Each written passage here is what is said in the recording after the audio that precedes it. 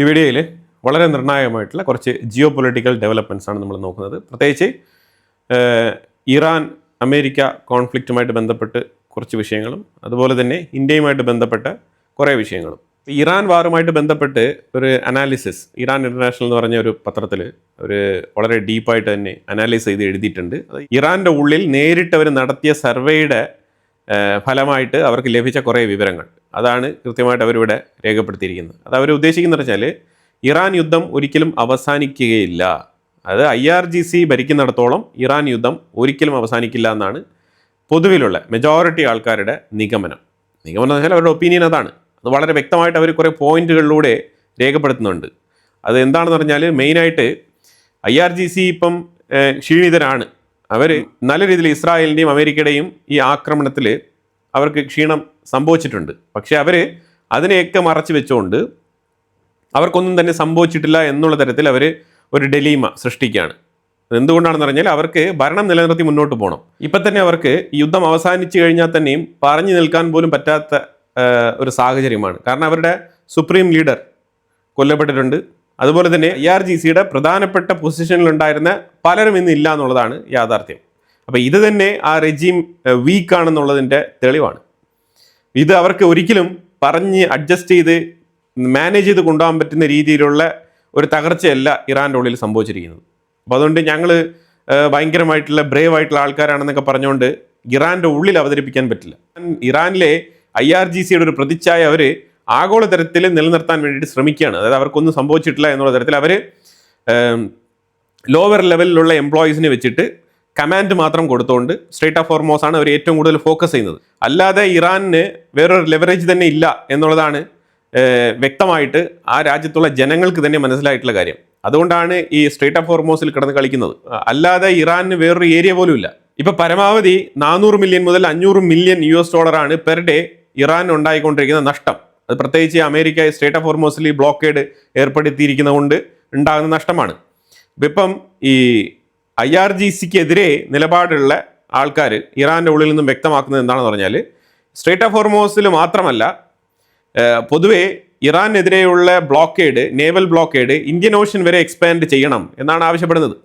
ലോകത്ത് എവിടെയെല്ലാം ഇറാനുമായിട്ട് ബന്ധപ്പെട്ട ഷിപ്മെൻറ്റുകൾ മുന്നോട്ട് പോകുന്നുണ്ടോ അതെല്ലാം തന്നെ തടസ്സപ്പെടുത്താൻ തയ്യാറെടുക്കണം അമേരിക്ക, എന്നാലേ ഈ ബ്ലോക്കേഡ് പൂർണ്ണമാവുള്ളൂ എന്നാണ് ഈ റിപ്പോർട്ട് പറഞ്ഞു വെക്കുന്നത്. അപ്പോൾ അതിൽ 2-3 കാര്യങ്ങൾ കൂടി അവർ പറയുന്നുണ്ട്. അതിൽ expand pressure on current leaders, അതായത് ഇപ്പോൾ നിലവിൽ ഇറാൻ്റെ ഉള്ളിൽ നേതാക്കളായിട്ട് അങ്ങോട്ടും ഇങ്ങോട്ടും അലഞ്ഞിരിഞ്ഞ് നടക്കുന്ന 2-3 പേരുണ്ട്.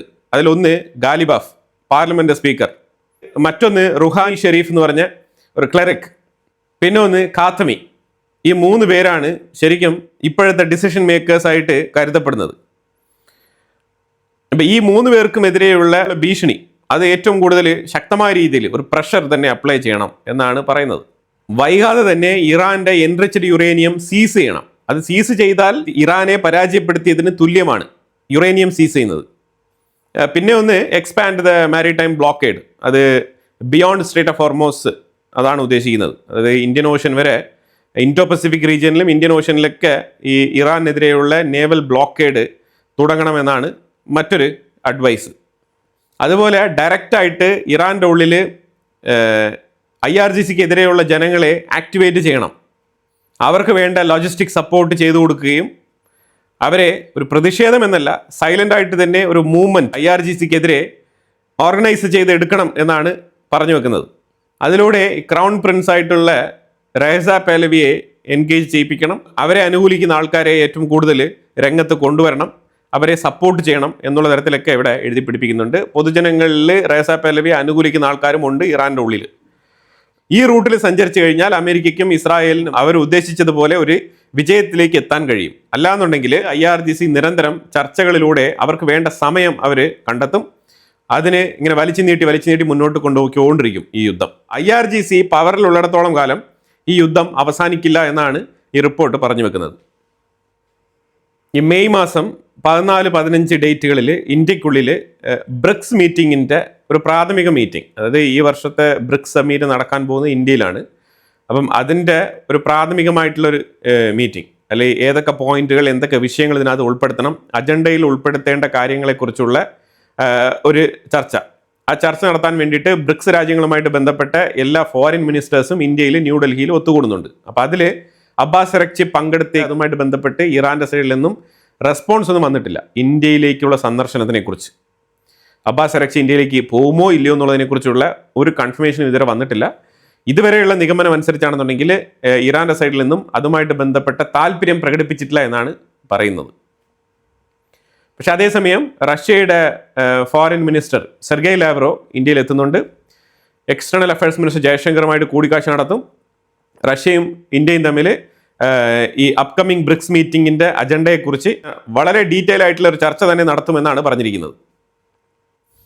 ഇന്ത്യയും യു എയും തമ്മിൽ ഒരു കോംപ്രഹെൻസീവ് റിവ്യൂ മീറ്റിംഗ്, നമ്മൾ സ്ട്രാറ്റജിക് പാർട്ട്ണർഷിപ്പ്, ട്രേഡുമായിട്ട് ബന്ധപ്പെട്ട് അതേപോലെ IT മേഖല, ഇങ്ങനെ പല വ്യാപാര മേഖലകളെയും കേന്ദ്രീകരിച്ചുകൊണ്ടുള്ള ഒരു മീറ്റിംഗ് ആണ് നടത്തിയത്.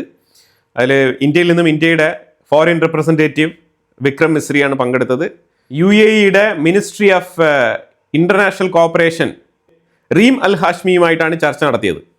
UAEയിലെ പ്രവർത്തിക്കുന്ന അൽ മുബദല ഗ്രൂപ്പിൻ്റെ മാനേജിംഗ് ഡയറക്ടറായിട്ടുള്ള ഖാൽദൂൻ അൽ മുബാറക്കും ഈ മീറ്റിങ്ങിൽ പങ്കെടുത്തിട്ടുണ്ടായിരുന്നു. ഇന്ത്യക്കുള്ളിൽ വിവിധ മേഖലകളിൽ ഇൻവെസ്റ്റ്മെൻറ്റ് നടത്തുന്നതുമായിട്ട് ബന്ധപ്പെട്ട് വളരെ നിർണായകമായിട്ടുള്ള ചർച്ചയും ഇവിടെ നടന്നിട്ടുണ്ട്. ഗുജറാത്തിൽ വാഡിനാർ എന്ന് പറഞ്ഞ സ്ഥലത്ത് ഒരു ഷിപ്പ് റിപ്പയറിംഗ് സെൻറ്റർ ഓപ്പൺ ചെയ്യുകയാണ്. അപ്പോൾ അതിന് വേണ്ടിയിട്ട് 1750 കോടി സെൻട്രൽ ഗവൺമെൻറ് ഇൻവെസ്റ്റ്മെൻറ്റ് നടത്തുന്നുണ്ട്. സ്ട്രെങ്തനിങ് മാരിടൈം ഇൻഫ്രാസ്ട്രക്ചറിൻ്റെ ഭാഗമായിട്ടാണ് ഈ ഇൻവെസ്റ്റ്മെൻറ്റ് അവിടെ നടത്തുന്നത്. ഗുജറാത്തിലേക്ക് കുറേ ഇൻവെസ്റ്റ്മെൻറ്റുകളൊക്കെ പോകുന്നുണ്ട്. മറ്റുള്ള സ്റ്റേറ്റുകളിലേക്ക് പോകുന്നുണ്ടോ എന്ന് ചോദിച്ചു കഴിഞ്ഞാൽ അതൊരു ചോദ്യചിഹ്നം തന്നെയാണ്. ഗുജറാത്തിലേക്ക് പോകുന്നത്രത്തോളം മറ്റുള്ള സ്റ്റേറ്റുകളിലേക്ക് പോകുന്നില്ല എന്നുള്ളത് ഒരു യാഥാർത്ഥ്യം കൂടിയാണ്. ഇന്നലത്തെ വാർത്തയിൽ നമ്മൾ സൂചിപ്പിച്ചിരുന്നത് പോലെ ഇന്ത്യയും വിയറ്റ്നാമും തമ്മിൽ ഡിഫൻസ് സഹകരണം ശക്തിപ്പെടുത്താൻ വേണ്ടിയിട്ട് MOU സൈൻ ചെയ്തിട്ടുണ്ട്. അപ്പോൾ അതിൻ്റെ ഭാഗമായിട്ട് മാത്രമല്ല, വിയറ്റ്നാമിൻ്റെ പ്രസിഡന്റ് മിസ്റ്റർ ലാം ഇന്ത്യയിലേക്ക് യാത്ര തിരിക്കുന്നതിന് മുമ്പ് തന്നെ ഇന്ത്യയുടെ INS സാഗർധ്വനി എന്ന് പറഞ്ഞ കപ്പൽ വിയറ്റ്നാമിലേക്കുള്ള യാത്രയിലായിരുന്നു. അങ്ങനെ മെയ് 5-ാം തീയതി കൃത്യമായിട്ട് INS സാഗർധ്വനി വിയറ്റ്നാം പോർട്ടിലെത്തിയിട്ടുണ്ടായിരുന്നു. അവിടെ senior colonel Tral when Kwang, പുള്ളിക്കാരൻ ഊഷ്മളമായിട്ടുള്ള വരവേൽപ്പാണ് ഇന്ത്യയുടെ ക്രൂ മെമ്പേഴ്സിന് നൽകിയത്. വിയറ്റ്നാം നേവിയുടെ കോസ്റ്റ് ഗാർഡിൻ്റെ സ്വീകരണവും നമുക്ക് ലഭിച്ചിട്ടുണ്ട്. രണ്ട് രാജ്യങ്ങളും തമ്മിൽ നേവൽ കോഓപ്പറേഷൻ അതാണ് ഉദ്ദേശിക്കുന്നത്. അതിൻ്റെ ഭാഗമായിട്ടാണ് INS സാഗർധ്വനി വിയറ്റ്നാമിലെത്തിയത്.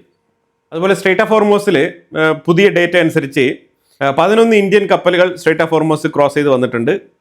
ഇനിയൊരു 13 കൂടി അവിടെ കുടുങ്ങി കിടപ്പുണ്ട്. ഞാൻ പറയുന്നത് ഇന്ത്യയുടെ കപ്പലുകൾ മാത്രം. ഇന്ത്യൻ എൻവോയ് വിക്രം ദൊരൈസ്വാമി ചൈനയിലെത്തിയിട്ടുണ്ട്. ഇന്ത്യ ചൈനയിലേക്ക് അപ്പോയിന്റ് ചെയ്തിരിക്കുന്ന പുതിയ ഫോറിൻ റെപ്രസെൻറ്റേറ്റീവ് അഥവാ ഇന്ത്യൻ അംബാസഡറാണ് വിക്രം ദൊരൈസ്വാമി. ചൈന വളരെ പ്രതീക്ഷയോടെയാണ് പുള്ളിക്കാരനെ നോക്കിക്കാണുന്നത്. ചൈന വിക്രം ദൊരൈസ്വാമിയെ ഒഫീഷ്യൽ ഇന്ത്യൻ ഫോറിൻ മിനിസ്റ്ററായിട്ട് അംഗീകരിച്ചുകൊണ്ടുള്ള ഒരു ക്രെഡൻഷ്യൽ, അത് നോർമലി ഒരു ഫോർമൽ ഡോക്യുമെൻ്റ് ആണ്. അതെല്ലാ രാജ്യങ്ങളും എല്ലാ ഫോറിൻ റെപ്രസെൻറ്റേറ്റീവ്സിനും കൊടുക്കാറുണ്ട്.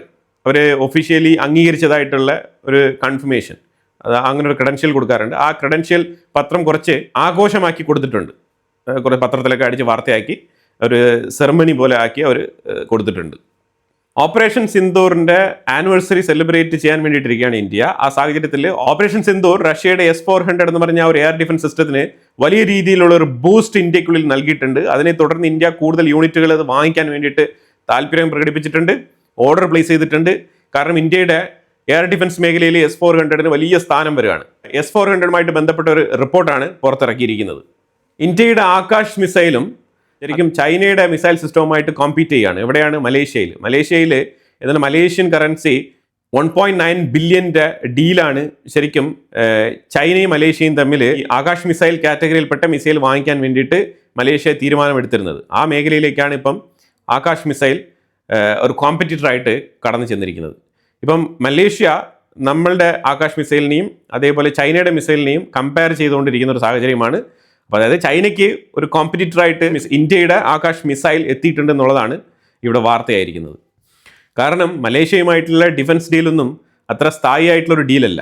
ശരിക്കും ഇന്ത്യ മലേഷ്യൻ ഡീലുമായിട്ട് മുന്നോട്ട് പോകാനുള്ള സാധ്യത വളരെ കുറവാണ്. മലേഷ്യ ശരിക്കും ചൈനയ്ക്കെതിരെയുള്ള ഒരു കോമ്പറ്റീറ്ററായിട്ട് ഇന്ത്യയെ പരിഗണിച്ചിട്ടുണ്ടെന്നുള്ളതാണ് നമ്മൾ മനസ്സിലാക്കേണ്ടത്. മലേഷ്യ ഒരു ഡെമോക്രറ്റിക് രാജ്യമാണ്. അവിടെ ഭരണം മാറിക്കഴിഞ്ഞാൽ ഇസ്ലാമിക് കോൺസെപ്റ്റിൽ അടിയുറച്ച് നിൽക്കുന്ന ഭരണകൂടം വരാനുള്ള സാധ്യത വളരെ കൂടുതലാണ്. അപ്പോൾ അങ്ങനത്തെ സാഹചര്യത്തിൽ ഇപ്പോൾ സാക്കിർ നായിക്കൊക്കെ അവിടെയാണല്ലോ ഷെൽട്ടർ കൊടുത്തിരിക്കുന്നത്. ഇപ്പോൾ അൻവർ എന്ന് പറഞ്ഞിട്ടുള്ള പുതിയ പ്രധാനമന്ത്രി വന്നിട്ടും ഒന്നും തന്നെ ചെയ്യാൻ കഴിഞ്ഞിട്ടില്ല. ഇങ്ങനത്തെ രാജ്യവുമായിട്ട് ഇന്ത്യ ഡിഫൻസ് കരാറുകളൊന്നും തന്നെ സൈൻ ചെയ്തിട്ടില്ല. പ്രത്യേകിച്ച് ഇത്തരത്തിലുള്ള മീറ്റിംഗ്, അതുപോലെ ഉപദേശങ്ങൾ, അതേപോലെ ജോയിന്റ് മിലിറ്ററി ട്രെയിനിങ് ഇതൊക്കെ നടക്കും. അതിലുപരിയായിട്ട് ഈ ഡിഫൻസ് എക്യുപ്മെന്റ്സ് ഒന്നും വിൽക്കില്ല.